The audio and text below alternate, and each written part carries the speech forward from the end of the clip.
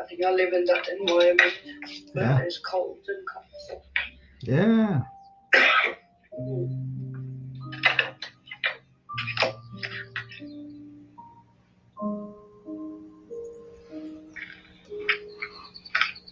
So, have you been with this title before, Alka? Were you in the room last time I did this title? No. No. If only you know who you are. Oh, that's a good title. Yeah. It's a big question. Who am I? A lot of soul searching there. Yeah. It is a search for the soul. Yeah. It's kind of easier now than when the Buddha and other people looked for it. And that's why I come to this topic on and off, so that people can uh, at least look at what's going on, why we are like that. Mm. See, one of the medical things I was talking about was uh, this self-realized state, when you know that you are not just the mere body-mind complex, but something deeper.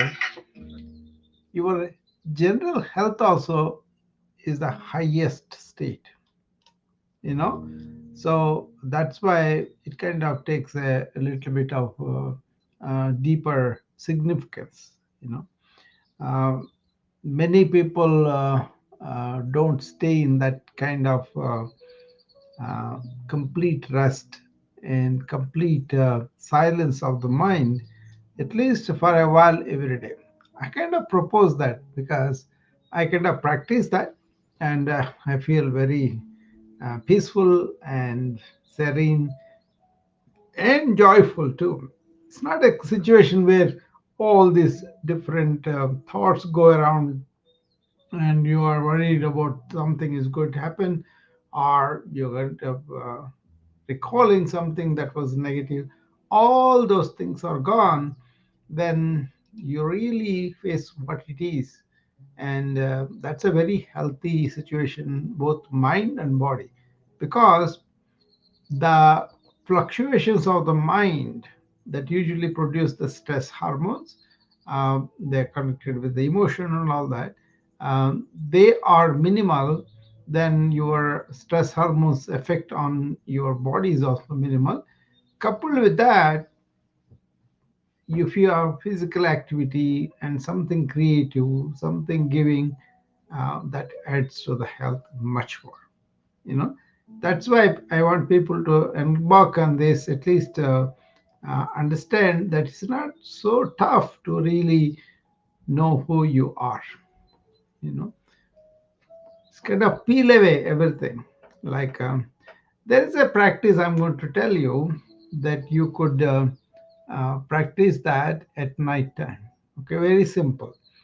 um, as you prepare to go to bed, as you are going to have a deep sleep, what you want to do is, whatever you think you are, like the role, my name is this, I am this particular role at my workplace, I'm an author, I'm a doctor, I'm an engineer, all those labels that we acquired, just to put them aside for the night.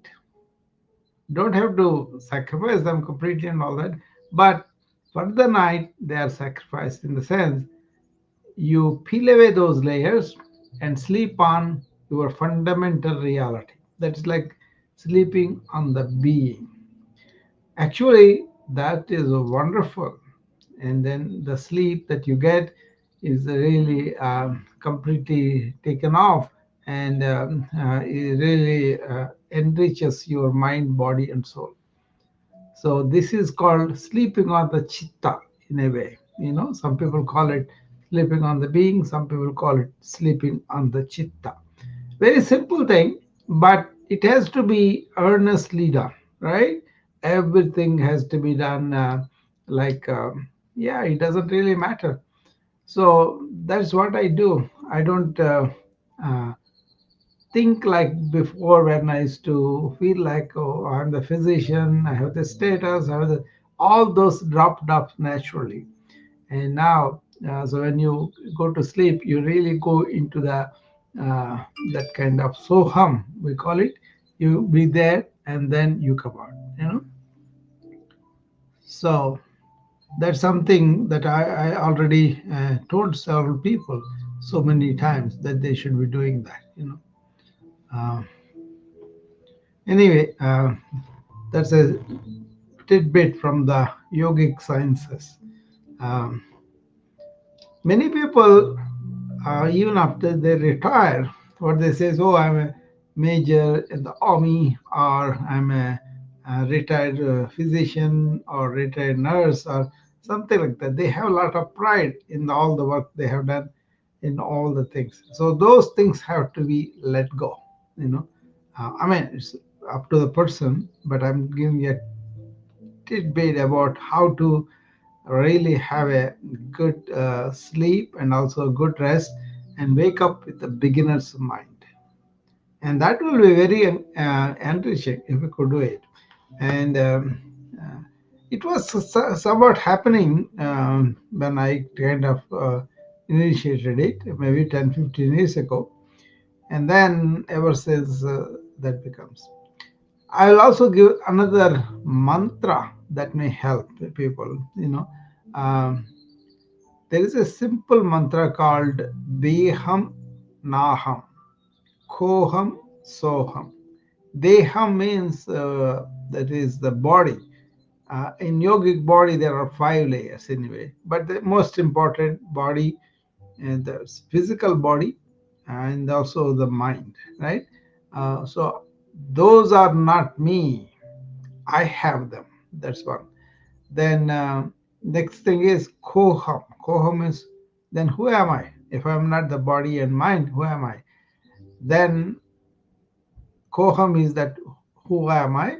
And soham is has two words mixed, aham and sa. Aham is our individual, you know, in here being, and where it came from is the sa.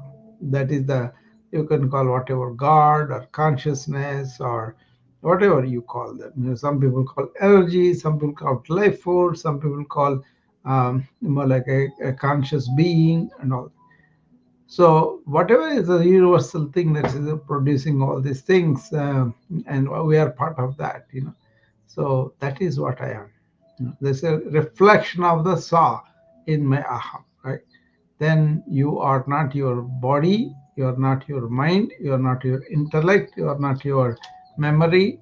All those things are your attributes, like kind of your qualities, right?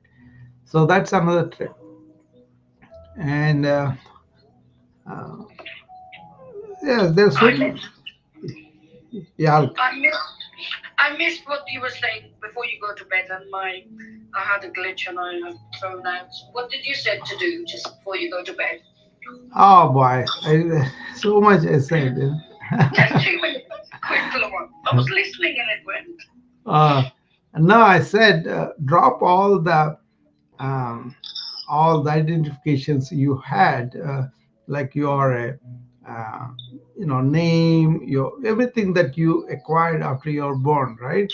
Like you had this education, you had this title of the job, you have the mother, you have all those. Not that they are bad or negative, but if you really want to identify with that life force underneath all, you just have to let go at least for the night. You know, put them aside on the table and pick them up tomorrow morning. That's how they described it. You know, it's like a very good thing for exercise. And then sleeping on beginner's mind and waking up with it. You know, all the repair done, the engine is ready to go. Like you know, so you will have a revamped, revised, and re-energized mind. So that's the first thing I was saying. Other thing was this mantra I gave: Deham Naham Koham Soham. You must be aware of that. You know. So those things, and then there are other things. Panchakosha. That's the 5 layers of the body. You can do that. Or Digdrishya Viveka, that is uh, what is seen, what is seen, and what is the process of seeing, seen, seeing, and the seer. Once you have gone through that exercise, then you will end up with who you really are. And there are other things too, like a trivasta. That means three states of consciousness every human being has is like awakening, dreaming, and deep sleep. So, what is it that in the awakening and deep sleep we have the mind going on, right? And that mind and body and mind are in the awakened state.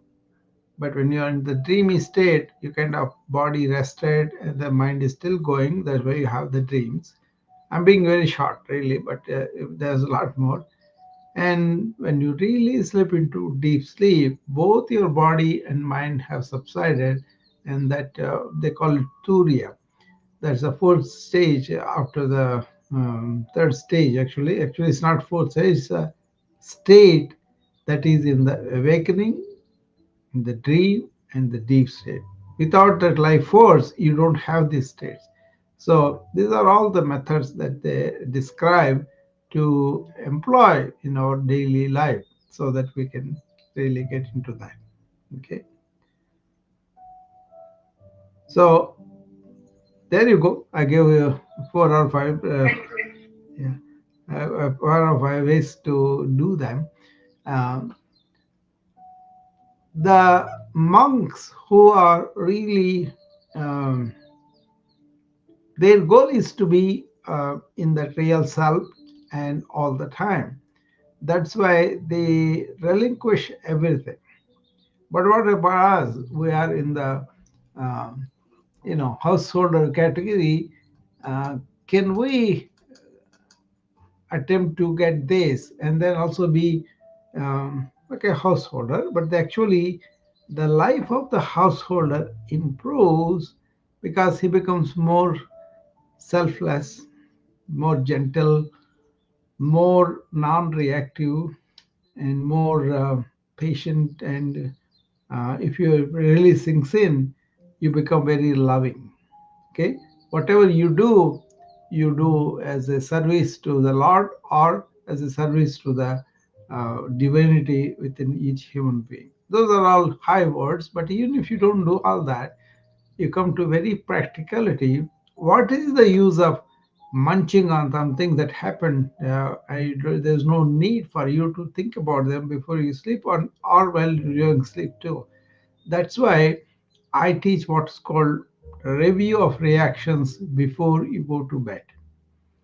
Review the day, reflect on the day, not with your own opinion mind, but with impartiality.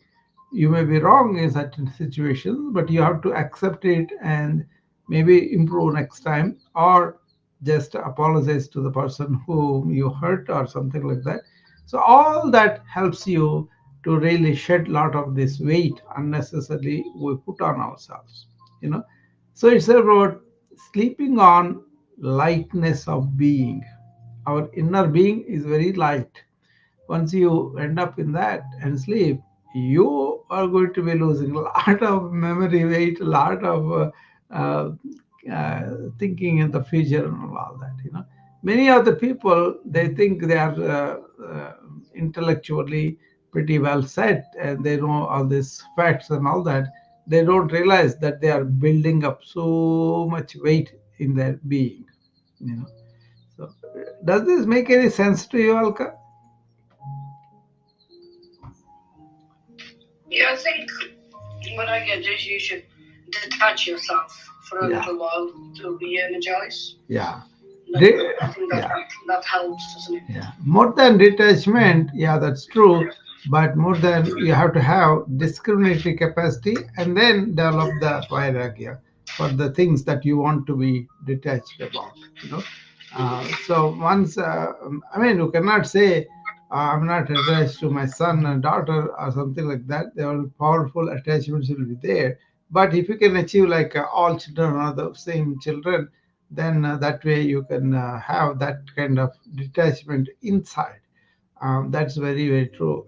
That word detachment, the thing is, do we just repeat the word or do we have that state of affairs inside?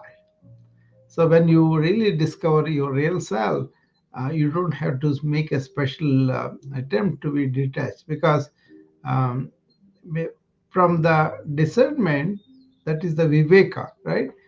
You get to see what is really real, what is not, and then automatically you develop uh, detachment to the things that are not real, that are not permanent, you know. But to discern what is very, very difficult for people.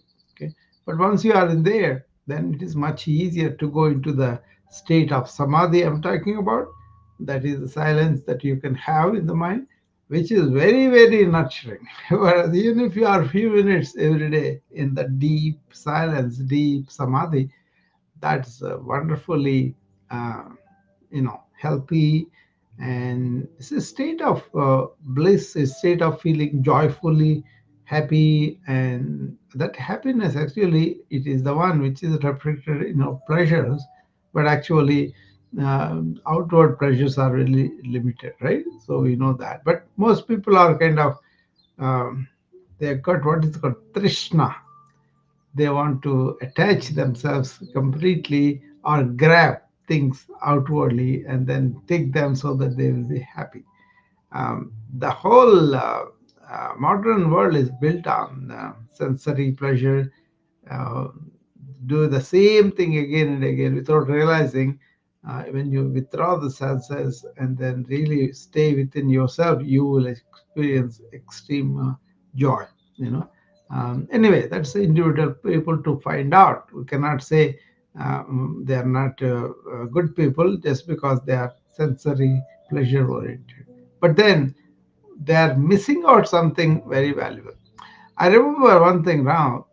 There was a sage, and he is a monk, so he left everything in the world, all the joys, all the pleasures. One traveler was going through their ashram, and he stops and says, interviews them. Then the sage says, "I am not interested in any of those pleasures, sir. We don't see a game, we don't see a TV, we don't hear the radio, anything like that." Then this man is surprised and he says, Swami, you're really great. You are foregoing all those things, that are very enjoyable. We enjoy the cricket, we enjoy the movies, we enjoy all that. And but then this sages, yeah, but we prefer the God's, whoever God he is, we prefer the God's presence to reach Him, to know Him. We do all these things. But you are also great, sir. The sage tells the traveler. The traveler says, how do I become great, sir? Because we are only sacrificing small things like the movies and other things. But you are sacrificing such a big thing as God because you are caring for this and you don't care for the God. That was the, I think, very, it made a lot of impression on me as to how much we want to grab things of the worldly nature that slip away from us, and then we kind of dug ourselves into that. I mean, this one of the things why meditation or mindfulness is a big business, but if you take the number of people who are really having the fruits of the meditation, in the sense that they have reached the maturity of that, is very few because they don't have this quality of uh, vairagya, dispassion, detachment, and that's why you can calm your mind a little bit, but you really cannot reach the depths unless you really have this developed this detachment to smaller, simple, outwardly, um, those things. Many people think our whole aim is to make a lot of money, to really enjoy, to have sensory indulgence.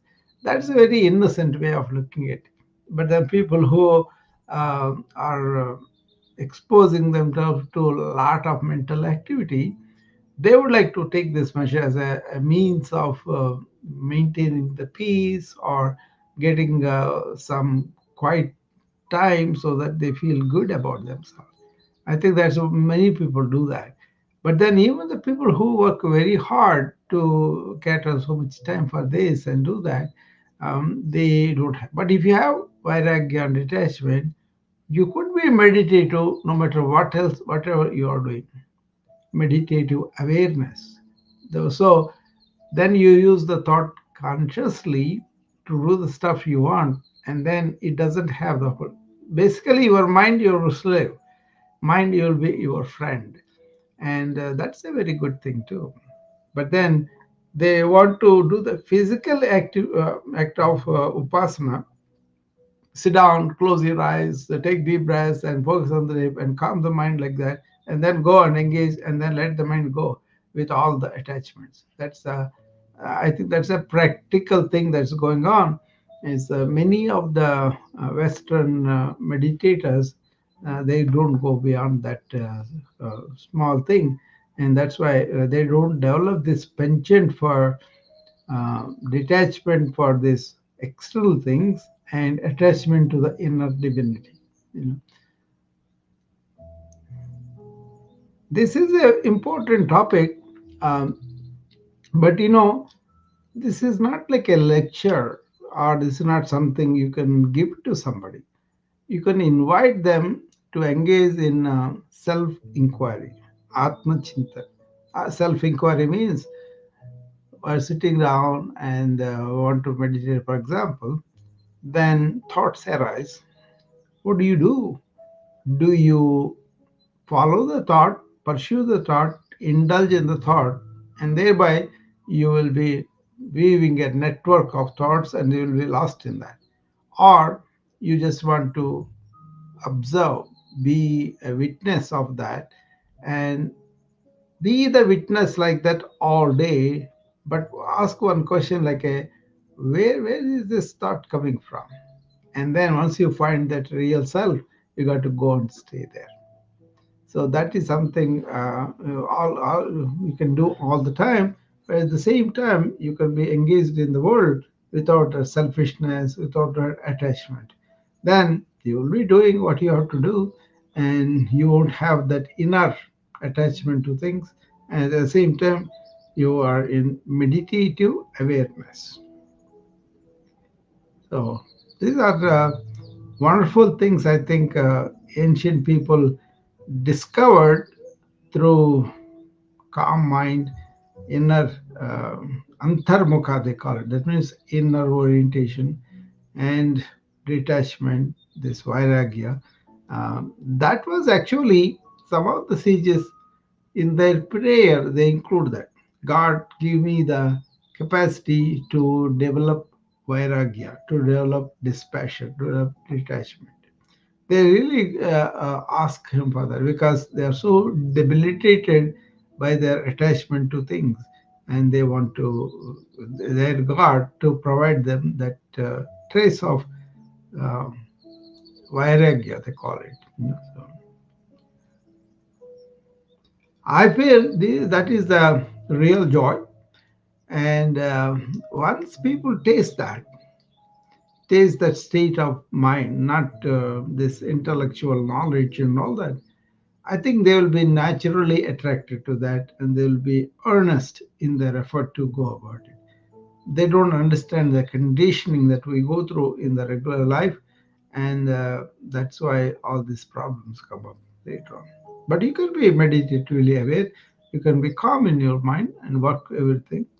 I follow what Raman Maharshi told me. Okay, uh, what you do is when you hear the talks or when you think about them, when you get the insight of a particular aspect of any of these measures, then take the wisdom with you to the work and then let that flow. And that was a very good thing too. Otherwise, you are kind of a double life. In the work you are something, and then when you come here you are something like that.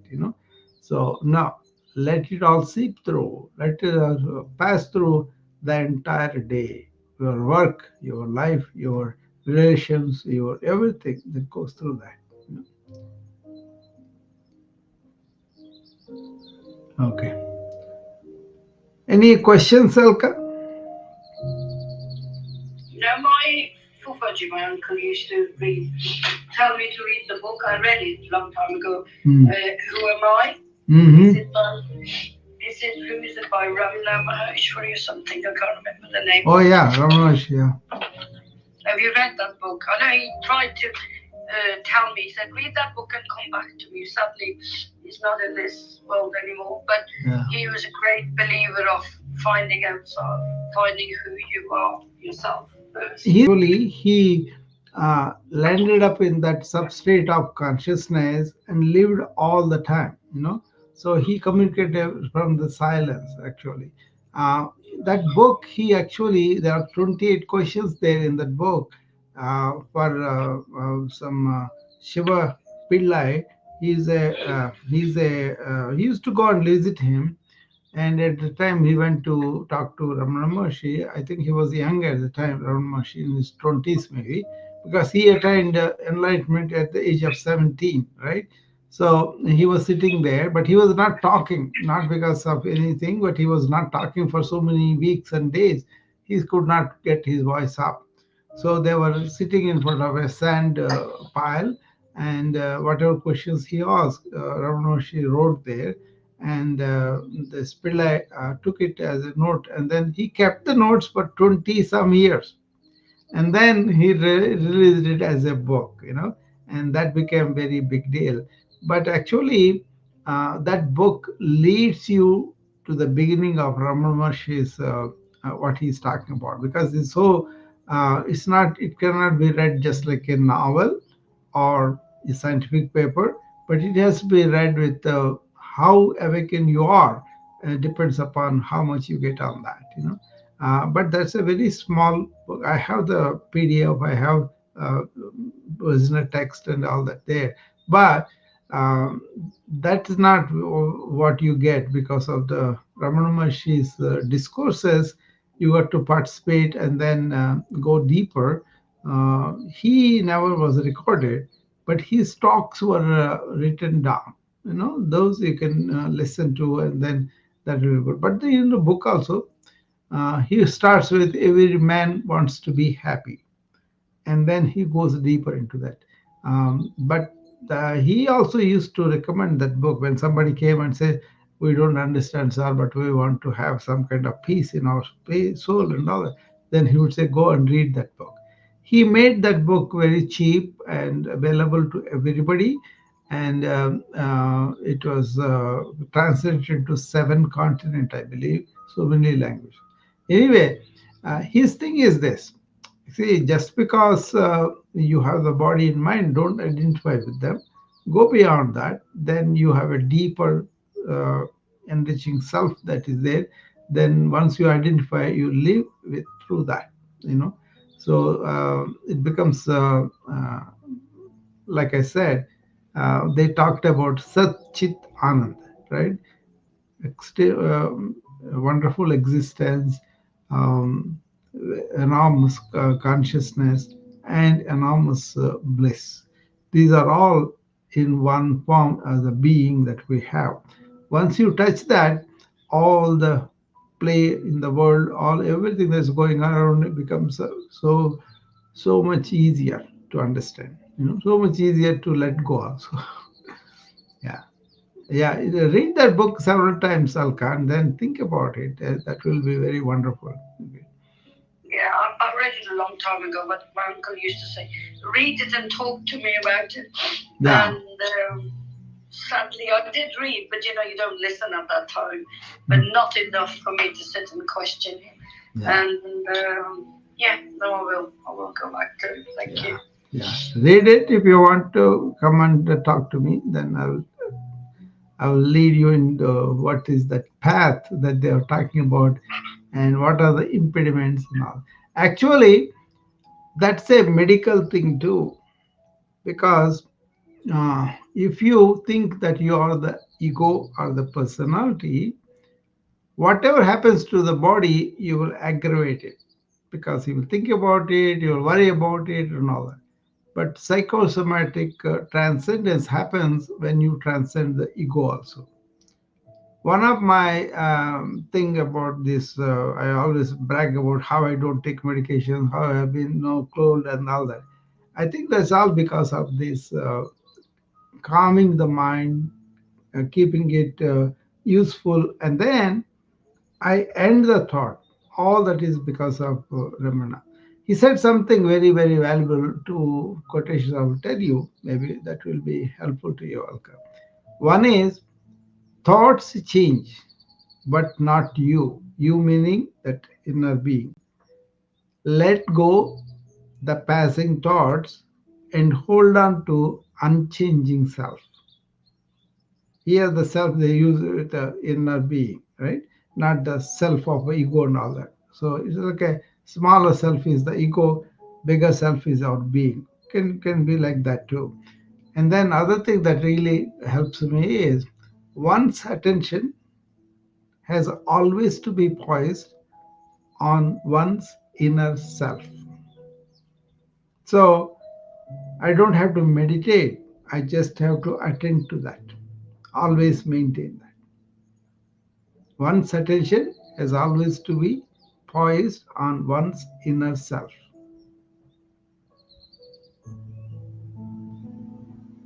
They are very significant statements, both of them.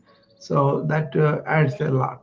See, people are stuck in their mind, but Ramana has gone beyond the mind. Not only him, but the ancient people, Shankara or Vivekananda, anybody you kind of examine, that's what they did. Okay, this mind and senses is a Western thing. They don't go beyond that, and they brought and they influenced India also. But if you take ancient times, Western's sensory or ego or profit orientation, they were not there. Now Indians are blindly aping them, you know, forgetting what happened ancient times in India. Okay, so you can have this spontaneous like Ramana, but you can aim to understand and be like that if you only you read that. Okay, there is a, have you read 42 verses on reality? No. That's bigger than Bhagavad Gita actually, you know. But it depends how you understand. So you got to read it continuously for several years for some people to understand. But then once you get it, you get it. That's it. So simple. It seems like that. That's another thing I would recommend. He wrote that book, Ravana Maharshi. Okay. Okay. What was it again? Give me the name. Uh, 42 verses on reality. Okay. It's all poems, 42 poems, but Mhm. it's a wonderful thing. I will tell you more about it once you read and at least make an attempt to see what it is and all that, you know.